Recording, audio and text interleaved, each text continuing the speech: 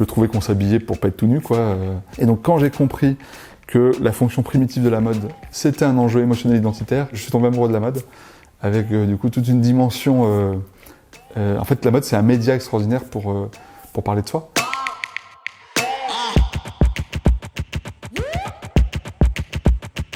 Bonjour, je m'appelle Thomas Uriez et je suis le fondateur de 1083. J'ai grandi à Vorep, à 20 bornes de Grenoble. Le week-end des compétitions de volley, la semaine des cours de volley, de musique, l'école un petit peu quand même si j'étais pas très travailleur. J'ai pas fait de bac S parce que j'avais pas assez travaillé, donc j'ai fait un bac STI option électrotechnique. Tout ça m'emmène sur des études d'informatique. À 18 ans, c'était le potentiel de tout Internet était un peu très stimulant. C'était, je pense, un choix rassurant. J'aimais la technique.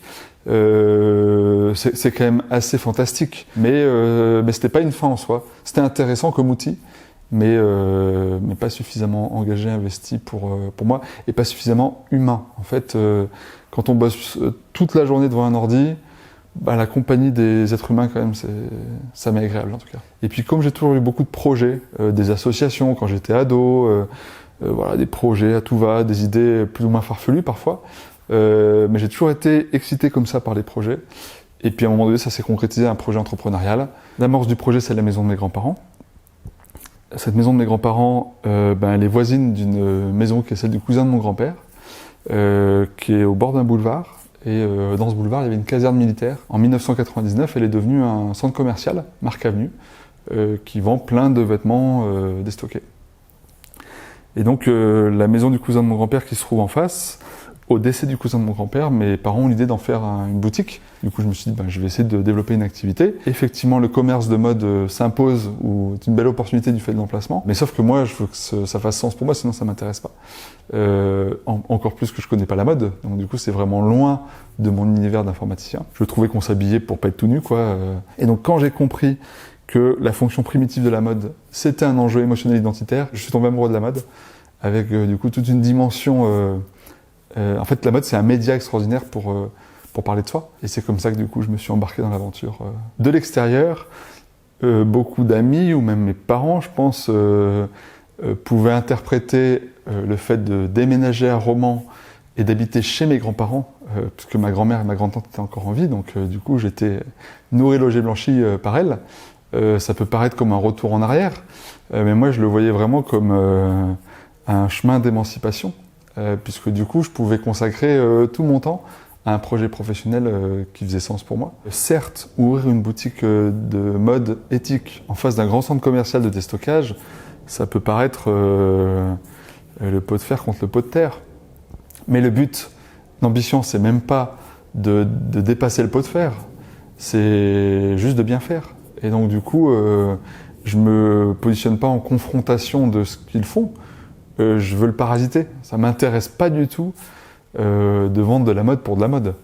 Ça doit vraiment être un « et » entre le style, le respect de l'environnement et le respect des gens. Sinon, ça n'a pas de sens. On vit tous dans un environnement qu'on participe à construire, et du coup, moi, ça m'intéressait pas de le salir, tout simplement. Ce que j'avais pas anticipé, c'est que les vêtements bio-équitables, c'était déjà pas le top de la désirabilité en 2007, mais mes yeux d'informaticien ne le voyaient pas. L'offre du magasin, elle était assez ethnique. Je me souviens d'amis qui voulaient venir dans le magasin, acheter avec la volonté d'acheter des vêtements parce que ils en avaient envie, ça leur faisait plaisir et puis ils avaient envie de sens, et puis ils repartaient sans rien parce que l'offre était trop loin d'eux.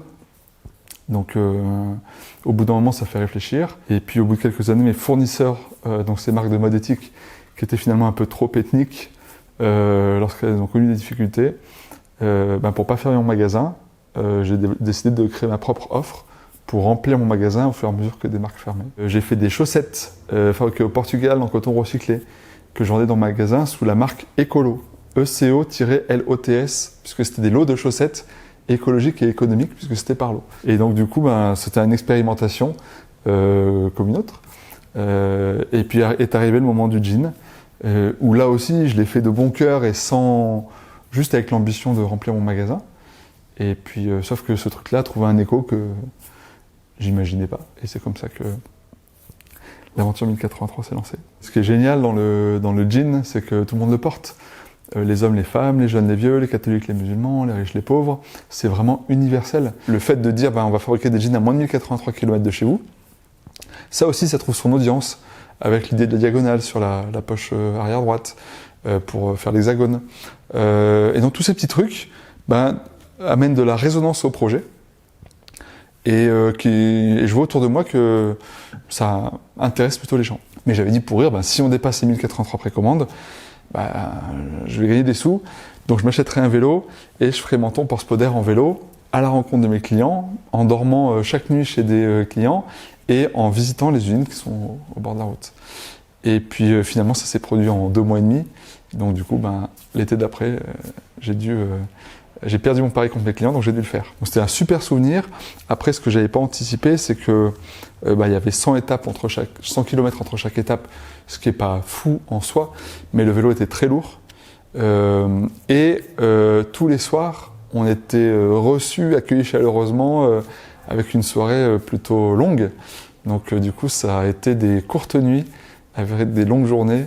Et donc à la fin, quand même, c'était plus les soirées qui fatiguaient que les journées. Au bout de quelques mois, on se dit qu'il faut qu'on apprenne à faire ce qu'on vend. Parce qu'en fait, on est en interaction avec notre environnement, on est en proximité de nos clients. Et du coup, ça n'a pas de sens de faire une marque de jeans sans savoir fabriquer des jeans. Et donc, on achète des machines à coudre aidées par notre sous-traitant de Marseille, avec lequel on va grandir. Donc en fait, on fait ce qu'on peut, on découvre, on essaie, on expérimente, on se plante sur certains sujets, on corrige. Et en fait, tous nos projets de R&D, aujourd'hui, sont très pointus grâce à cette maîtrise-là de la filière. En fait, créer une boîte, c'est... en fait, on est sur son petit vélo, puis après, on pédale, on est de plus en plus nombreux à pédaler, et donc ma fonction de dirigeant, c'est moins en moins de pédaler, mais comme il y a plus de monde qui pédale avec nous, en fait, nous, le vélo va plus vite, donc le métier change, puisqu'au début, on était vraiment des pédaleurs, et maintenant, on est vraiment des conducteurs, on va dire. Et donc, on a trouvé 6 principes qu'on copie aujourd'hui, et qu'on appelle la perma-industrie. Puisque comme la nature, la perma-industrie, elle crée, elle produit inlassablement. Elle s'interconnecte tout le temps, elle part toujours du terrain, donc elle fait avec ce qu'elle a. Elle est circulaire, il n'y a jamais de déchets. Elle cultive sa diversité. Et le dernier point qu'on apprend à nos enfants, notre monde il va avoir mal au ventre si on mange trop de ressources. Donc on a vraiment besoin d'apprendre à se limiter. La concrétisation de la perma-industrie, c'est notre jean de nos 10 ans, là, puisque en 2023 on a 10 ans, qui est un jean qui est 100% français, du coton jusqu'au bouton.